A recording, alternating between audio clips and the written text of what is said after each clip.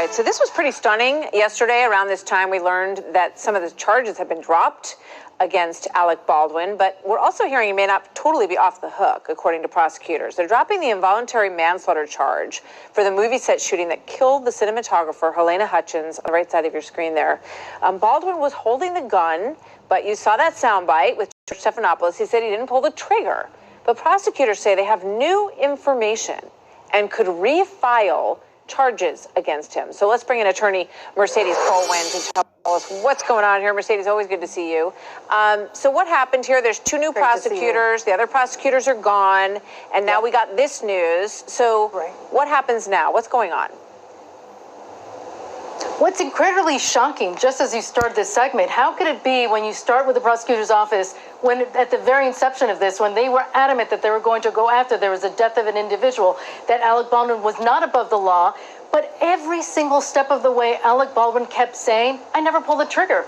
So how about if you're the prosecutor of the case, examine the gun. Now there's allegations that the gun had been modified and the trigger wasn't necessarily have to be pulled for the gun to discharge. It sounds like sloppiness by the prosecutors, but they're cleaning it up, Martha. If the crux of this entire case, which it is that Alec Baldwin held a gun and pulled the trigger, it resulted in the death of Miss Hutchins, that's per se involuntary manslaughter. So look at that gun, examine it forensically. It's being reported that the defense certainly did that, and that's why they pushed and said, the gun's been modified. It can discharge automatically. Our client, Alec Baldwin, could not be culpable of criminal negligence as a result. You know, the thing that has always bothered me about this case, Mercedes, is why was there live ammunition anywhere near there? And the custody of the gun and how the live ammunition was on the set in the first place, because they said they had very strict rules. We know people quit because they said the safety standards weren't being adhered to. There's a whole lot more to this investigation about how this could have happened than we've ever learned anything about. So true, Martha. Think about it. I mean, you heard the gunnerer who still has charges against her. That's Hannah Gutierrez-Reed. She still has 2 charges of involuntary manslaughter.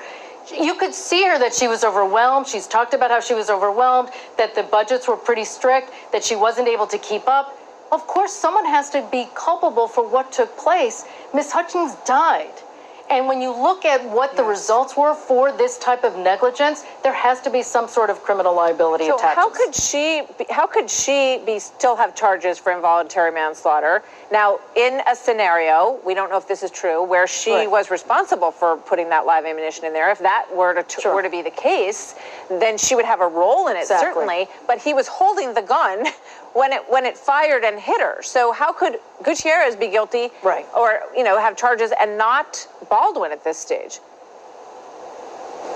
Great point. There's an intervening factor, and that is the Hall, which is the individual, David Hall, who was the assistant director.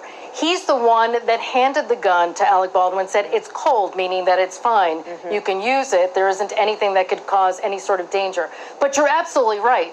If it went from just Hannah Gutierrez-Reed to Alec Baldwin without this intervening step, yes, for sure that involuntary manslaughter could be resurrected. And at the end of the day, their prosecutors are still going to look into it. They're still going to examine that gun and make sure that it's not what it seems to be. As you say, there's a woman who lost her life and her family doesn't have her anymore. So we'll see where this goes. Mercedes, thank you very much.